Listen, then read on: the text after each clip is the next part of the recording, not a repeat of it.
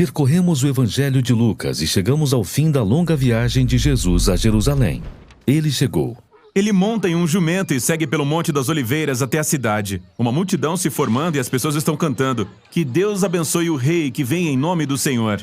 As pessoas estendem suas capas diante dele. Por que todo esse tratamento real? Os antigos profetas de Israel prometeram que um dia o próprio Deus chegaria, salvaria seu povo e governaria o mundo.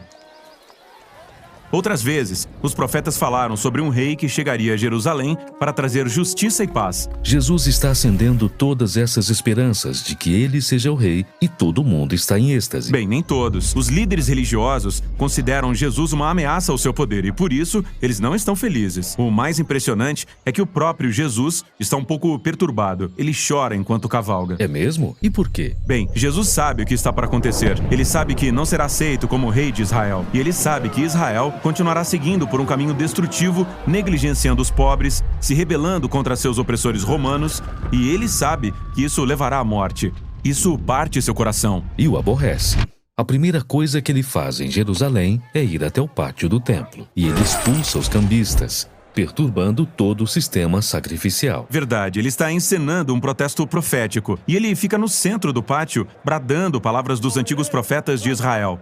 "A minha casa será uma casa de oração, mas vocês a transformaram num esconderijo de ladrões." Esconderijo de ladrões? Ele está citando o profeta Jeremias, que esteve neste mesmo lugar, o centro do poder político e religioso de Israel, e fez a mesma crítica aos líderes de Israel, que eles eram rebeldes e corruptos. Os líderes entendem o recado e começam a planejar a morte de Jesus. O que não é nenhuma surpresa para Jesus. Na verdade, ele planejou que tudo isso acontecesse durante a Páscoa. Esta é a Semana Santa em que os judeus celebram a antiga história de como Deus os libertou da escravidão e os convidou para firmar uma aliança. E assim, Jesus usa os símbolos da Páscoa para revelar o significado de sua morte próxima. O pão partido era seu corpo ferido, e o vinho era o seu sangue que firmaria uma nova aliança entre Deus e Israel. Jesus ia morrer por seu povo e abrir um novo caminho. Após a refeição, Jesus leva seus discípulos para orar em um jardim. Ele entra em conflito por causa do desejo humano de salvar sua vida em vez de sacrificá-la, mas ele vence essa tentação.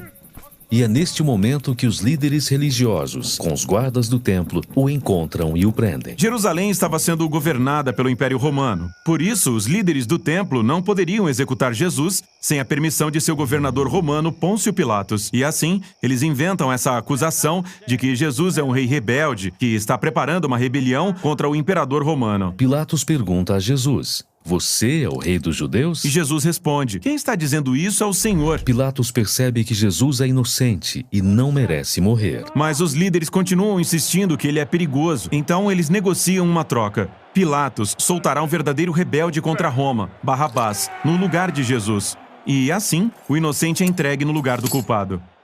Jesus é levado com outros 2 criminosos acusados e pregado na cruz, um meio de execução romano. As pessoas estavam zombando dele. "Ei, se você é o rei dos judeus, salve a você mesmo." Mas Jesus amou seus inimigos até o fim, oferecendo esperança a um dos criminosos que morria ao seu lado. Ele até orou por seus executores.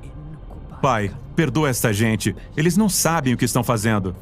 E então o céu escureceu, quando um homem inocente morreu com uma morte merecida por um rebelde. E então, Jesus clamou com palavras antigas dos Salmos de Israel: "Pai, nas tuas mãos entrego o meu espírito." E em seguida, Jesus morreu inocente e sozinho.